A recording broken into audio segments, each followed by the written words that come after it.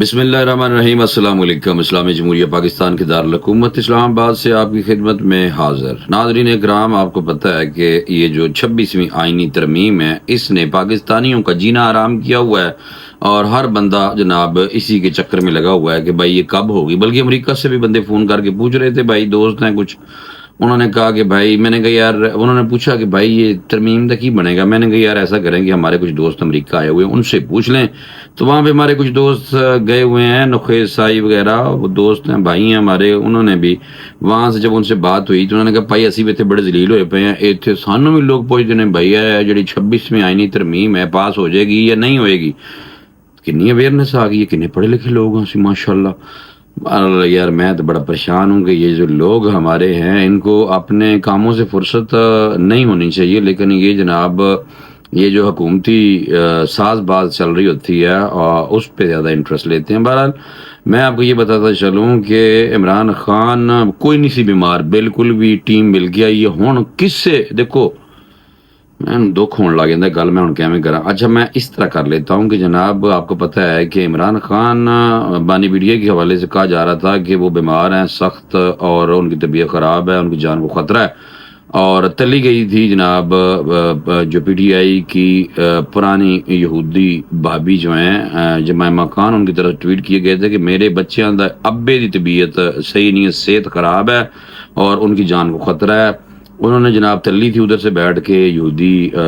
پرانی بھابی نے، اور اس کے بعد جو یہاں پہ ایجنٹ ہیں انہوں نے جناب کام چک کے رکھا اور ہر جگہ پہ لوگوں کو پریشان کرنا شروع کر دیا کہ عمران خان کی جان کو خطرہ ہے، وہ جناب بیمار ہیں، ان کو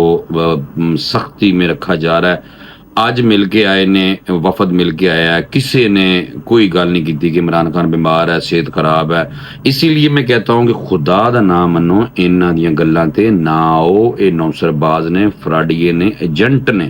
پکے، میں بھی نہیں، میں کلا نہیں کہہ رہا، سارے لوگ کہتے ہیں۔ بہرحال اس کی وجہ یہ ہے کہ اب کوئی بندہ نام نہیں لے رہا کہ ان کی صحت خراب ہے، ان پہ سختی ہوئی تھی، ان کی جو پرانی یہودی ہماری یعنی کہ ان کی بھابی جو ہیں وہ بڑے تل رہی تھیں، تو اب وہ بات کوئی کی نہیں ہے۔ تو جو بات کی ہے وہ میں آپ کو بتا دیتا ہوں کہ یہ وفد گیا ہے وہاں پہ، اور وفد میں جو جناب نوسر باز شامل تھے ان میں بیرسٹر گوہر، سلمان اکرم راجہ، اسد قیصر، علی ظفر اور حامد رضا، یہ لوگ شامل تھے۔ یہ وہاں گئے ہیں ملاقات کر کے اڈیالہ میں آج، اور 5 رکنی وفد تھا یہ۔ اور یہ جو وفد گیا ہے تو وہاں پہ سیاسی صورتحال اور کیسز کے متعلق عمران خان نیازی سے ملاقات ہوئی ہے، اور اس پہ کوئی سیدھا انہوں نے کچھ نہیں کیا، نہ انہیں ڈاکٹر دا کیا، نہ ڈاکٹر عاصم دا کیا، نہ ڈاکٹر پیمز کے ڈاکٹرز کا کہا،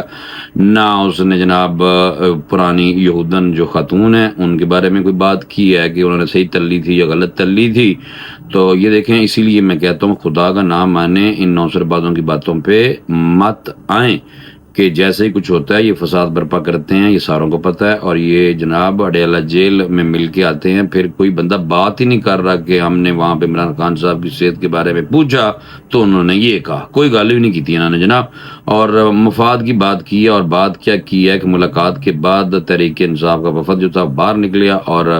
علی ظفر نے جناب کیا کہ بانی پی ٹی آئی سے ملاقات ہو گئی ہے، مشاورت ہو گئی ہے، بانی پی ٹی آئی سے ایک اور ملاقات اسی کریں گے، مشاورت کریں گے، اور بانی پی ٹی آئی نے ترمیم کے لیے منظوری دی ہے۔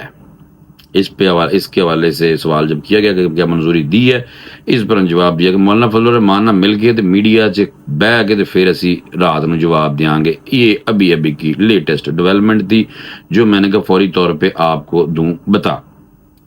اور ایک اور بات، یہ جو لوگ اکثر اختر مینگل پر کئی دفعہ ایڈجسٹ ہو جاتا تھا پچھلے دور حکومت میں، اب وہ جناب پاکستان میں یہ ایک فیشن چل گیا ہے کہ جو بندہ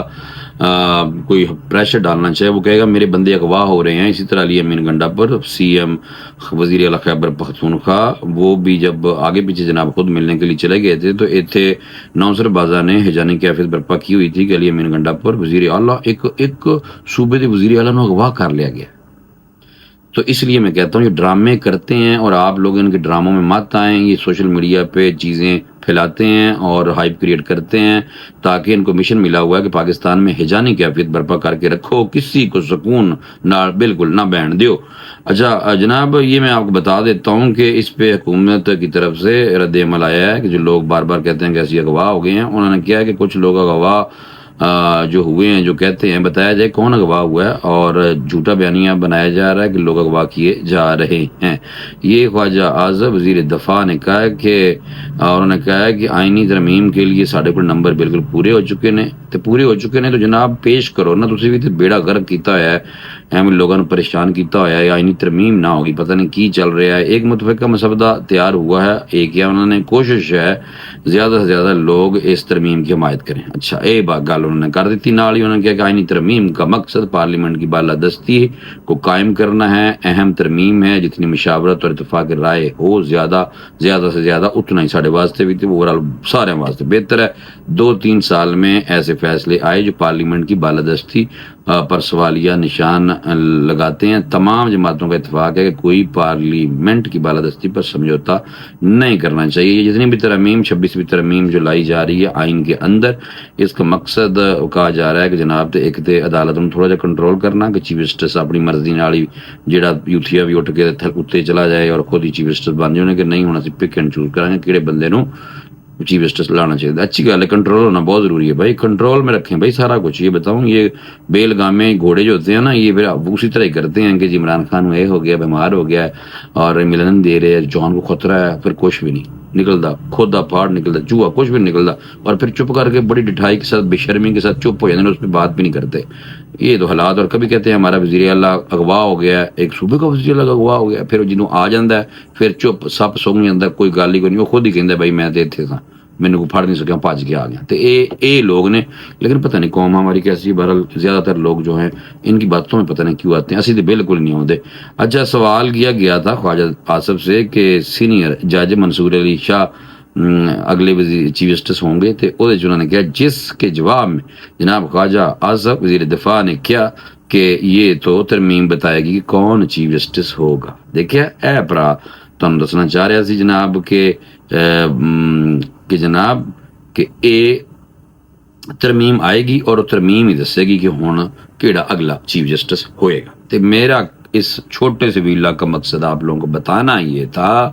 کہ ترمیم تے ہو جانی ہے پاس، اور جسٹس منصور علی شاہ میں لگتا ہے کہ زیادہ میرا اپنے ججمنٹ ہے وہ چیف جسٹس کوئی نہیں بن گے۔ اور دوسرا میں آپ کو ایک اور بتا دوں بات، وہ یہ کہ عمران خان جیل چ بالکل ٹھیک ہے، جڑا شوشہ چھڑ لیا سی نا، یہ بالکل وہی شوشہ تھا جو علی امین گنڈا پور کے بارے میں چھوڑا تھا انہوں نے فسادیوں نے۔ تو اس لیے ان کی باتوں میں نہ آئیں، جب تک یہ اس طرح کے شوشے چھوڑتے رہیں گے، اس طرح کے فساد برپا کرتے رہیں گے، ملک کے اندر ہجانی کیفیت رکھیں گے، پیسے باہروں کھا کے، اس تب تک جناب ایک پیٹریوٹک پاکستانی، محب وطن پاکستانی ہونے کے ناطے میں تو ان کے بالکل بھائی خلاف ہاں، اور مجھے امید ہے کہ جو محب وطن پاکستانی ہوگا ان کی نوسر بازیوں میں نہیں آئے گا اور ان کے بالکل خلاف ہی رہو۔ لیکن جب تک یہ سکون سے بیٹھ جائیں گے اور اچھی سیاست کریں گے اور اپنے جو مقدمات ہیں وہ آئین و قانون کے مطابق ان کو ریلیف ملے گا، آرام نہ آگے بیٹھیں گے، الیکشن لڑیں گے، جیت جان گے، تو آگے وزیر اعظم بن کے بیٹھ جان گے، سانوں تو کوئی اعتراض نہیں بھائی، ایسی کہاں گے بالکل ٹھیک ہے۔ لیکن جب تک یہ لوگ اس ارض پاک میں جس کا وجود ہر وقت یہ خطرے میں رکھتے ہیں بقول ان کے، اور کبھی یہ کہتے ہیں کہ بنگلہ دیش سے بھی برے حالات ہیں پاکستان میں، کبھی یہ کچھ کہتے ہیں، کبھی پاکستان توڑ دیتے ہیں یہ خود ہی بیٹھے،